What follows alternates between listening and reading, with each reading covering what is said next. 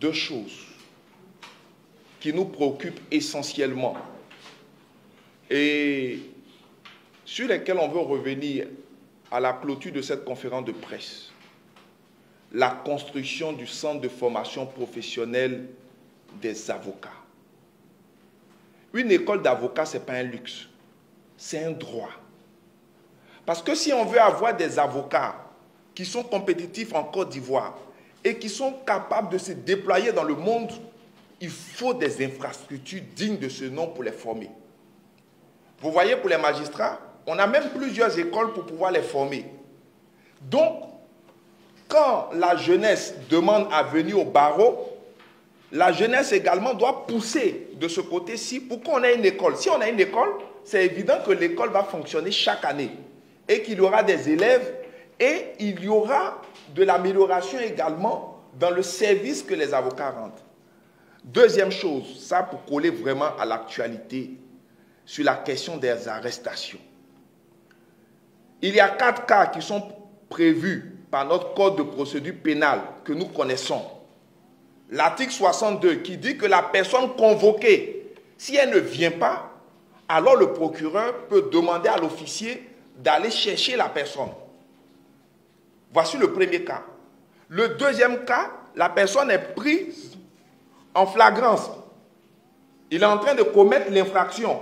Là, on peut le prendre en même temps. Et les deux autres cas, c'est un juge qui délivre un mandat d'amener ou un juge qui émet un mandat d'arrêt. On peut te prendre dans ces cas. Les autres cas qu'on commence à voir avec des personnes encagoulées de nuit dans les domiciles, c'est dangereux pour l'état de droit et c'est dangereux pour chacun de nous. Surtout qu'à l'issue de ces arrestations rocambolesques-là, vous n'avez même pas le droit immédiatement de contacter votre avocat, ce qui est grave, et vous êtes entendu en l'absence de vos avocats. Donc nous voulons inviter vraiment les forces de défense et de sécurité à relire attentivement le code pour protéger la population. Donc c'est ces deux éléments-là sur lesquels nous voudrions que le message vraiment soit répandu auprès de la population et terminer par un troisième qui me vient à l'esprit. Comme tout à l'heure, on parlait de ce qu'il y a beaucoup de personnes qui exercent illégalement la profession d'avocat. Si quelqu'un s'est fait appeler maître, demandez-lui bien si c'est un avocat. Et si c'est un avocat, il doit pouvoir vous présenter une carte. Il y a beaucoup de personnes qu'on appelle maîtres. Il y a beaucoup qui portent des robes noires. Donc ça crée de la confusion. Mais tous ne sont pas avocats. Généralement, quand vous les prenez et qu'il y a un problème et qu'on arrive, quand vous appelez votre avocat, il dit il arrive, jusqu'à ce que ce qui doit vous arriver également vous arrive.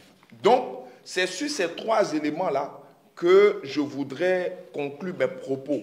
Premièrement, la construction du centre de formation professionnelle. Deuxièmement, des arrestations conformes au code de procédure pénale. Et troisièmement, vérifier que celui qui s'est fait appeler avocat en Côte d'Ivoire, là, il est bel et bien avocat. Et pour ça, il y a le site des avocats sur lesquels vous pouvez partir, taper son nom, voir sa photo, tout ça. Et souvent même, il y a son contact, vous pouvez l'appeler pour vérifier. Merci pour votre écoute et merci de bien vouloir véhiculer ce message-là. Et nous serons, à partir de demain, du côté de Gagnoa pour poursuivre ce rapprochement avec le peuple de Côte d'Ivoire.